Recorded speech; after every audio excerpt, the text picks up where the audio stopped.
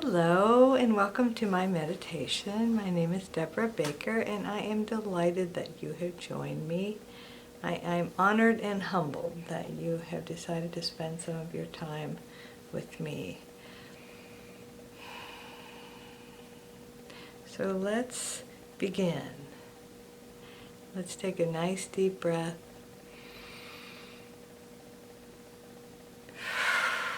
Drop your shoulders, relax, allow your body to get completely relaxed and peaceful. A couple more nice deep breaths. And I suggest that you elongate your exhale. Nice long exhale.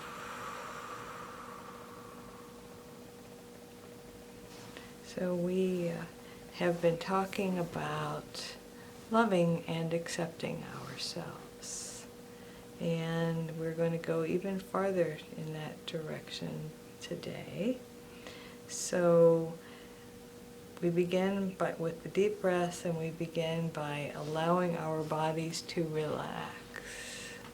So let's imagine starting at the tips of our toes this week. We'll start at the tips of our toes and feel your feet relax. Imagine that there's this wave of relaxation moving through your body, and also feel this sense of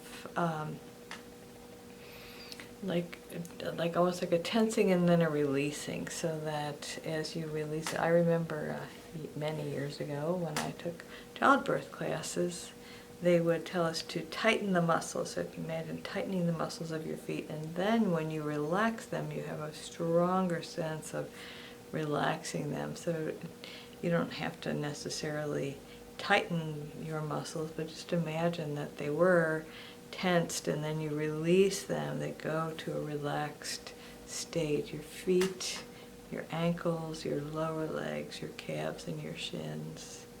Imagine that you've just done a bunch of squats or something, and you feel your lower legs, your knees, and then your upper legs just relax.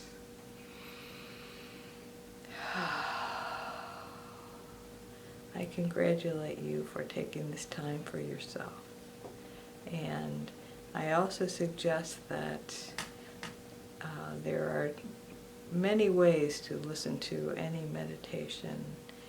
But particularly, I think about these with my own, because you can completely settle in, close your eyes, turn the lights down, and really get into a state of meditation, or you can have them on as background, not music, but background noise, so that your subconscious will pick up some of those suggestions, and part of your brain will absorb what is being said. So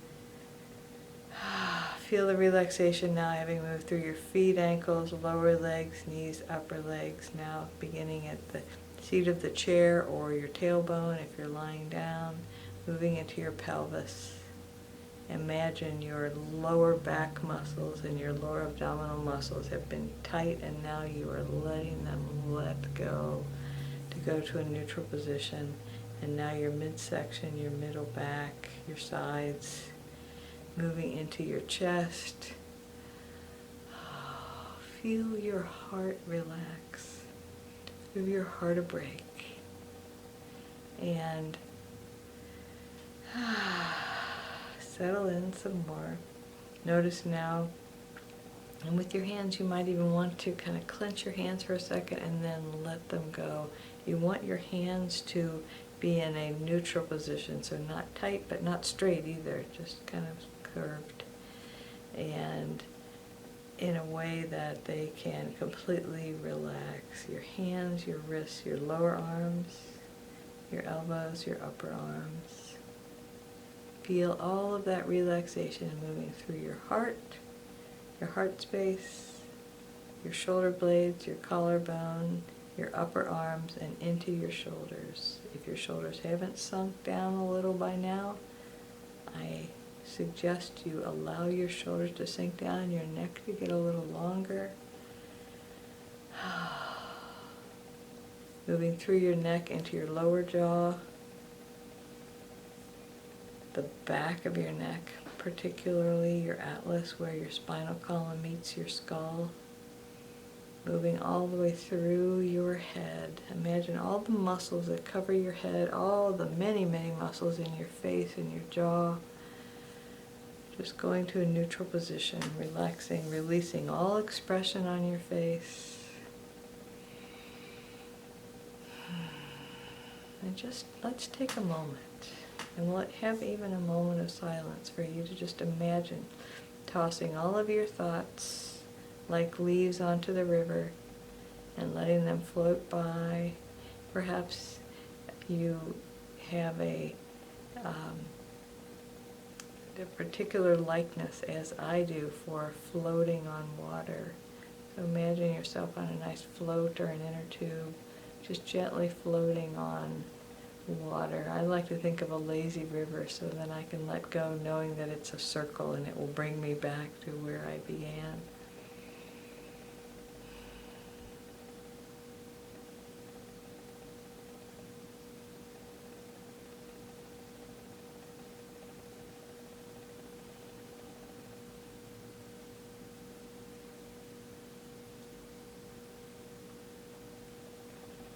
I would like you to remember what a good person you are. We've been talking about our personalities and how we are infinite souls. We are one with the one presence and the one power, one with God, and then we choose to have these human experiences where part of us separates or has a sense of separation because we are limited by our human bodies and our human personalities in our human experience.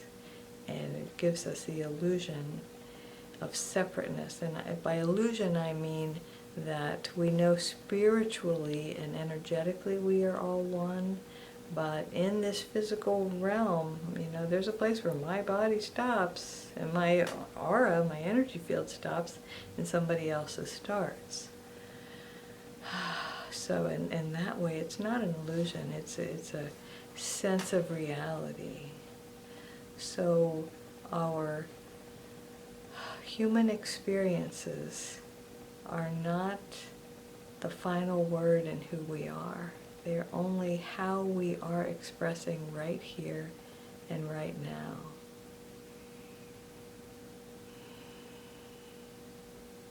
So I suggest that you congratulate yourself for choosing the ideal personality for the experiences you came here to have, for choosing the mother and father that gave you the experiences you came here to have, the siblings, the friends, the spouses.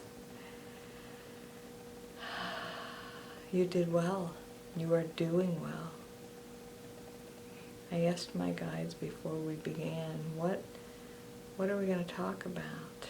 And they kind of suggested that we have a pep talk tonight, that we talk about all of the many wonderful things about you.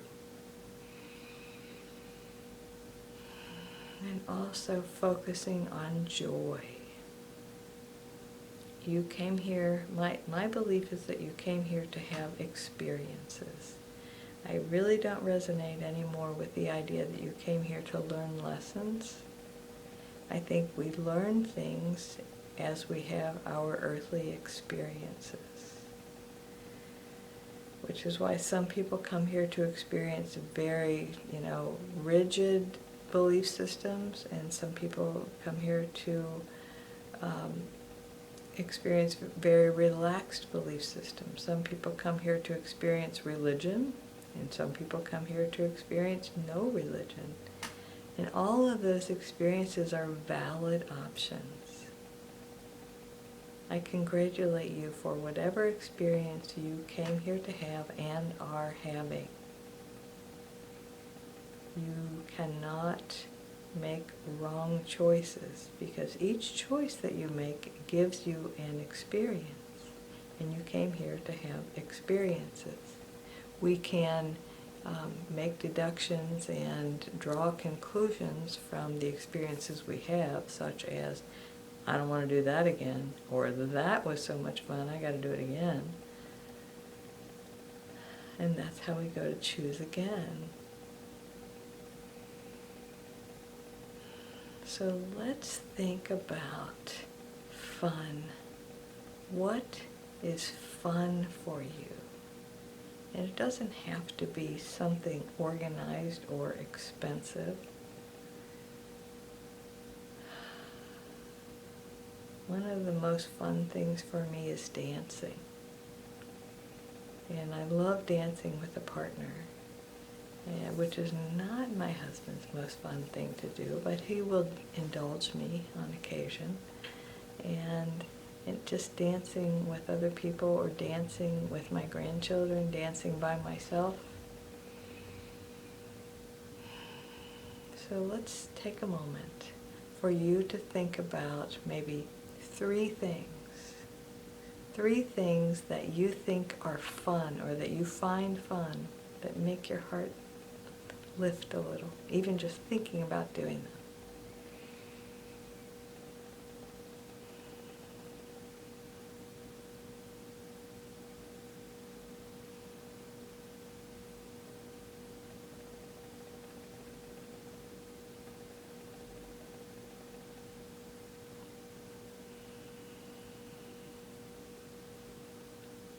We have talked in the past about how the only moment that is real is right here, right now, in this moment. And everything else is in our minds. And the things that are in our minds are all equal, whether they happened or they didn't happen. If we are thinking about them, they are all little files in our minds. So I invite you to think about doing one of those things that you think is fun. Picture yourself engaged in the activity.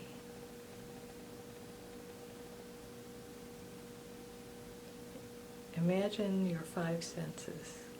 What does it sound like? What does it look like? What does it smell like?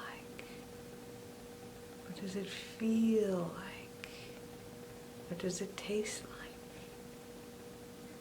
Fully immerse your imagination in imagining having fun.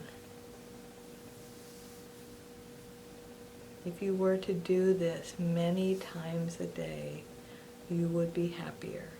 Because we talked about all those little files in your brain, and they're all equal. If you start filling more and more of them up with just imagining having fun, you have more memories of fun.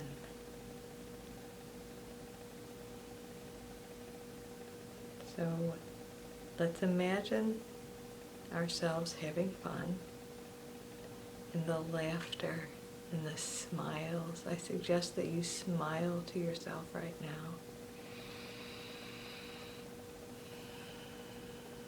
And know that you deserve to have fun, and you deserve to have more fun. Last fall, I had the opportunity to go zip lining, and my husband went on this one, I don't know what they call them, but they hook you on and you go from one space to the next. There's one line, I guess. And they told us you could go upside down if you wanted.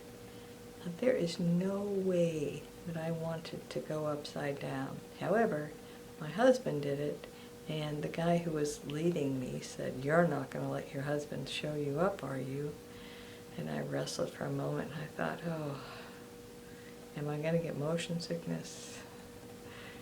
Should I try this? And then I decided, why not?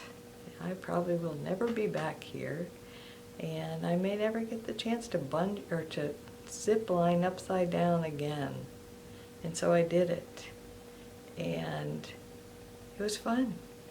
It was was kind of surreal. But if you think that's something you would never do, for example, imagine you would never bungee jump or never jump out of an airplane, you could still imagine yourself doing it. You can imagine yourself having the ideal experience. So much fun. Imagine jumping out of an airplane, and I've heard that it's very, very peaceful, just sailing over the earth and looking around, experiencing the stillness of being that far from the ground.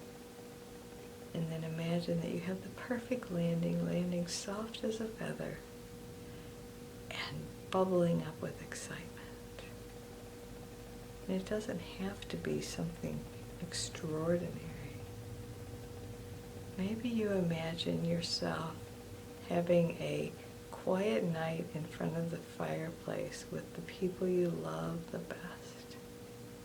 And everybody's getting along, everybody's being loving and cordial and funny. There's lots of laughter and lots of contentment and peace. Whatever your imagination can create for you, it creates the energy, it creates the emotions in your body just the same as if you actually experienced it. Same way if you imagine yourself meditating. You don't have time to meditate, so you imagine that you are meditating. Say you're waiting in line somewhere. If you can imagine that somewhere part of you is meditating, you can feel that part of your body will relax. Let go. Be in the space. Be in the moment. You are a wonderful, beautiful, loving, kind being who deserves to have every joy, every bit of fun, every wonder, every experience your heart could ever desire. So smile again. And I strongly suggest you commit yourself at once a day until we meet again, imagining having fun. Whatever it is. It could be surfing. It could, like I said, it could be a quiet evening. It could be sitting on your porch swing at twilight, watching the sunset, or watching the sun rise, having your first cup of coffee in the morning. Whatever it is, savor it, embrace it, enjoy it, and know that the God that you are expressing savors and embraces and enjoys you, enjoys that you are expressing the divine right here and right now. And I do too. So I'm so grateful that you have joined me. And I want to remind you that you are whole and perfect exactly as you are. And the infinite presence in me honors and loves and recognizes the infinite presence in you. Namaste.